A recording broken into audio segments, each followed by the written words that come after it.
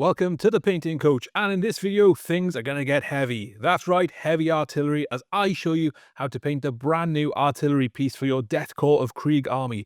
A huge thank you to Games Workshop for sending me this model out early so I can create this content. Let's get painting. So the first thing to show you is that I've kept the gun separate from the base. This is to make the basing easier later on, but I have used it to set the position of the sandbags and any other little bits and pieces you want on there. I've primed the gun with Chaos Black, and I've primed the rest of the base with Trench Brown, which is the equivalent of Steel Legion Drab from Colourforge. The first thing we're going to do is get this gun painted, and I'm going to use stippling for most of this to get some nice textured blends across this gun carriage. The first colour I'm going to use is Dark Reaper. I'm using my extra large Artist Opus Series D dry brush for this. All I'm doing is stippling the paint all over the areas that I want to have that bluish grey colour. Now take your time with this, and this is quite a large brush, so you may need to swap to a smaller brush to get into some of those nooks and crannies. I'm going to continue all of the stippling in the next stage, and the colour I'm going to use for this is Thunderhawk Blue. And essentially all I'm doing here is exactly the same thing I did in the last stage, just leaving some of that Dark Reaper in the recesses, and I'm focusing on those areas that are going to catch the most light. And what you'll start to see now is the model start to brighten up quite nicely. I've taken the gun out for this stage because it's easier to do that separately rather than have it just moving up and down on the cradle as I'm trying to stipple. I'm going to continue highlighting using a 50-50 mix of Russ Grey and Thunderhawk Blue, and essentially what I'm starting to do now is really refine where these highlights are. So I'm not covering so much of the model as a whole, but I am still focusing on those areas that are facing upwards and catching all of the light. The last highlight I'm going to do for now is with pure Russ Grey, and I really am just focusing this on the areas that are facing upwards. Now you can see I put a little bit too much on the one side of the blast shield panel, but don't worry about this too much because we are going to do more work on these that'll help all of that blend down. Just to help the blend a little bit, I'm going to take a 50-50 mix of Gryph Charger Grey contrast paint and contrast medium, and I'm going to paint this all over the blue elements of the model. I don't want this to pool heavily in any areas, so I am putting a very thin layer on, and I am going to keep an eye on it as it dries. I just wanted to settle in some of the recesses, and like I said, just smooth some of those transitions. Next up, it's time to start some of the weathering, and the first thing I'm going to do is add the darker colour in, and for this I'm using Ratling Grime contrast paint. Now I'm going to use this with a 50-50 mix of contrast medium again. I'm going to make sure I haven't got very much on my brush, and I'm going to stipple this into those areas where I want it. Now if you're not sure where to put this, essentially I'm putting it into all of the recesses, and just have a little check of the box art, because that'll show you where you've got these nice discoloured areas. Because I'm stippling it, it shouldn't go on too thick. If it does, I can just wipe my brush off and just absorb some of that paint back into it before it dries. And again, that's just going to help me achieve the dirty look that I want. Next up, I want to add a little bit of a reddy brown into those areas as well, just to reflect how the box art is done, and just maybe give a hint of wear and tear and maybe a little bit of rust on there. So again, we're going for a 50-50 mix of contrast medium and contrast paint, and the contrast paint we're using for this is Gore Grunta Fur, which is a nice reddy orangey brown. It is very powerful though, so you will need to thin it down. Make sure you haven't got much on your brush, and very similar to the last stage, just run it in with the tip of your brush, and then if you do put too much in, you can always absorb some of it back out. Once all of that's dry, I'm now going to go back to Russ Grey, and I'm using a slightly smaller dry brush for this, but I'm going to just go back in and start to re-stipple over some of the areas where I want there to be a highlight. Because of all the work we've just done, we've got some nice transition between light and dark, but it may be heavy in some places, and also it may just be a little bit too dark on those areas that we want to be brighter. So I'm just going to stipple this back in across those areas that I want to just pick up slightly. So take your time with this. If you don't feel you need to do it, don't worry about it too much, but otherwise I'm just going to work across mainly those areas facing upwards. As well as stippling, I do more of a traditional dry brushing motion, and that's from top to bottom, up to down, especially along the back legs and the support legs of the carriage, just to catch those raised edges and just make it easier to pick out some highlights. Next up, it's time to add an edge highlight on that's really going to make the gun carriage pop, and the colour I'm using for this is Fenrisian Grey. Now, this is a much brighter colour than anything we've used before, so use it fairly sparingly. Thin it down a little bit with water, but not too much. And as you can see, I've got very little on my brush, and I've got a good tip, and I'm just dragging it across the sharp edges of the model. This is nice and easy and straightforward. It's a really nice, easy way of getting a crisp highlight on there that should help accentuate all of those stipped blends that we've already worked in. Now, before we go on to any of the other stages, I'm going to paint the sandbags. I'm going to paint them the same way as I painted the gun carriage, except this time we're going to start with Banebalde Brown. Now, if you haven't got this colour spray, then all you need to do is you paint your sandbags using Steel Legion Drab. I'm going to stipple on Banebalde Brown all over them. And then when that's dry, I'm going to stipple on Karak Stone. Now, what you'll start to see is you'll get a bit of a transition where you've got lighter sandbags at the top and just ever so slightly darker at the bottom. And just to make those top sandbags really pop, I'm going to take some Wraithbone. Now, you will notice I've used the same brush all the way through this. I haven't cleaned it, so that'll also help with the blending. I'm then going to take that same 50-50 shade mix of Ratling Grime and Contrast Medium and paint this all over the sandbags. And before it dries, I'm just going to get some plain contrast medium and paint this from top to bottom.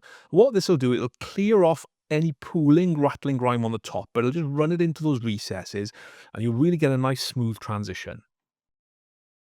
Back to the gun carriage and we'll paint all the silver elements. Now, there's not a huge amount on here. There are more on the gun barrel itself. So the colour I'm using for this is dark aluminium from Vallejo Model Colour. If you haven't got this, you can use something like lead belcher or surcoat silver from the Two Thin Coats range. Essentially, it's just a darkish silver colour. Just work your way around painting anything that you want to be silver with this. There's quite a lot of silver on the gun barrel as well, so just take your time and get a nice even coat on there. Now, for shading, I'm going to go back to that Ratling Grime and Contrast Medium mix. If you want to use Null Oil or Agrax Earthshade, you can do that. But I just want something that looks a little bit more greasy, so it just gives the impression of things being maintained a little bit better. So I'm just going to brush this all over the silver elements, making sure that it doesn't pool too heavily in any recesses. When it comes to the gun barrel and all of the workings on there, it's very easy to put this on too thickly and let it pool, and it'll really come out quite ugly. So just keep working it and make sure you haven't got too much in one spot. If you need to thin it down with some contrast medium on the model, then do that as well. But just take care not to spill loads of it over any blue elements you may already have finished.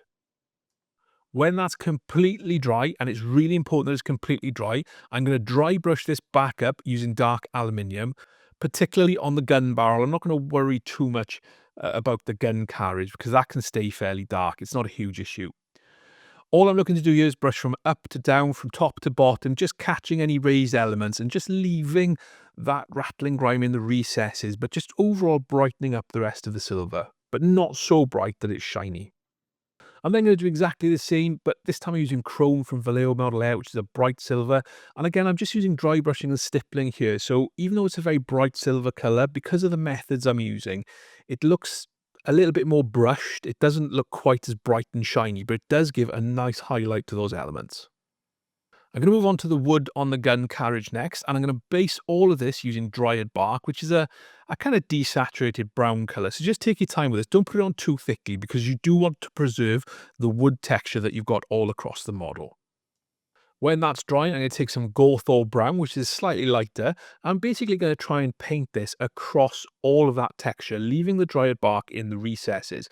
Now, you could be really, really precise for this, or you could be like I am here, and you're just drawing some nice lines. So it kind of just gives the impression of a wood texture. Some of it will be accurate based on what's on the model, and some of it won't be quite right, but it's really up to you how you do it. The last thing on the wood texture is to take some Karak Stone. Now I'm painting some very thin lines inside the Gorthor Brown from the previous stage for this. And this is just really going to make that texture pop quite nicely. Take your time with this. If you put it on too thickly, you can always fix it with one of the browns afterwards, just to bring it back to where you want it. Next, we'll do the rubber tread on the wheels, and I'm going to base this with black. Now, I'm using AK black for this because I want them to be quite matte. Now, if you want something a bit shinier, you can use something like a Baden black, for example. And it's worth me saying at this point that whilst I'm showing you how to paint things on the gun carriage, anything that is the same colour that I've already painted, such as any spare lasguns or any equipment boxes, those kinds of things, I'm painting them exactly the same way with exactly the same colours. The first highlight we'll do across that black rubber is with Eshin Grey. And what I'm looking to do here really is kind of an edge highlight along the side. Now, I'm trying to keep it fairly thin, but if it does get a little bit thicker, it's not the end of the world. I'm also looking to highlight by painting underneath any areas where the rubber is scratched or has had a little bit gouged out from being moved around. And that's just going to help it pop on the tabletop when you're looking at it. If you do go a bit thick, don't worry, you can just go back over it with the black to tidy up. The last highlight on the rubber is going to be with Dawnstone, and this is a fairly precise highlight, but I'm making sure I'm keeping it inside the Eshin Grey from the previous stage. I'm dragging my brush along that edge to make sure it's nice and crisp, and where I've got to do those horizontal lines, I'm just taking my time and make sure I haven't got too much paint on my brush and a really good point. Now, looking at the box art, there's a little bit of rust running between the rubber and the metal of the wheel, so I'll show you how to replicate that next. Firstly, take some Doombull Brown and really thin it down. So probably put 2 parts water to 1 part Doombull Brown, maybe even 3 parts water, and mix it up quite nicely. And then just run this into the gap between the wheel and the rubber. And because the rubber is raised, it should settle in there quite nicely. To finish off that rust and any other bits of rust that you need to do on the model, I'm going to do exactly the same in terms of mixing the paint up with Skrag Brown, making sure it's nice and thin. And again, I'm just going to run it into that recess and use the raised rubber to hold it in place. And this should give you a really nice, simple rust effect. I've added some extra on the wheels as well, just to give the impression of wear and tear. We'll paint all the lenses next, and to do this I'm using a white colour. I'm using AK white. Use whatever white you've got. And what I'm going to do for the big lens is I'm just going to paint along most of the edge of it, clean my brush off, make sure it's damp, not wet, and just feather it back towards the other side. And this gives me a hard edge of white paint, but it also just gives me a little bit of a white blend towards the black, and that's going to make it easy for actually doing the lenses with contrast paint. For the big lens on the front and the monitor behind this, I can take some Carandra's green contrast paint and just paint it over what's there. And you can see because I've got that nice little transition, it gives me a very nice, simple lens effect. I'm also going to take a little bit of bar red for that smaller lens underneath. On the inside of one of the blast shields, there's a piece of paper. Now, looking at the box art, this is a Death in Duty Krieg poster, but I thought let's have some fun and we'll make it into a little bit of a map showing where we're supposed to be targeting. So the first thing to do is to base it with Rakarth Flesh, and then take a sepia wash like Seraphim Sepia and paint this all over the map area. Now, you don't want this to pool too heavily, so you do just want to apply it fairly thinly, and this will give you a nice aged effect. When that's completely dry, I'll go back with Rakarth Flesh and draw nice horizontal lines across that paperwork. And then we're going to try and paint this map. So I'm just going to have a little bit of fun with this. I'm just taking some Mephiston red and I'm drawing an imaginary battle line for the enemy. And I'm going to draw some X's. And those are the X marks the spot, the things that we're trying to hit with our artillery. And then to show our lines, we're just going to take some blue. Now, I've used Calidor Sky for this, and I'm painting our battle line. And I'm going to paint some rudimentary arrows showing the direction that we should be shooting. We're getting towards the end now, so with that, I'll show you how to paint the rope holding the 2 chocks in place. I'm going to base that with Zandri dust. And then I'm going to wash it with Seraphim Sepia just to get a little bit of depth to it. I'll then take some Shabti bone and just catch the most raised areas to highlight this. Nice, easy, and simple. The last thing I want to show you how to do is how to base the model. Now, I'm going to use this Dark Earth texture paint from AK, which is really nice. It's actually perfect for this. Use whatever texture paint you want based on the colour of the base. But what you can see on there is that I've marked out where the gun carriage is going to sit. So as long as I keep those areas empty of texture paint, it'll sit nice and flush.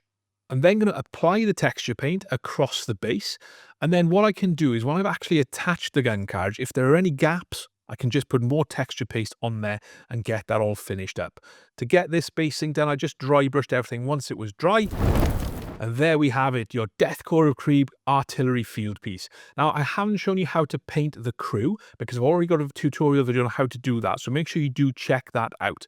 I'm really chuffed with how this model's come out. It's not a huge amount of effort and work, but I think it does really suit the battlefield, and I'm really, really happy with the paint job. So I really hope you enjoyed the video. If you did, please leave a like and a comment down below, and I'll see you next time.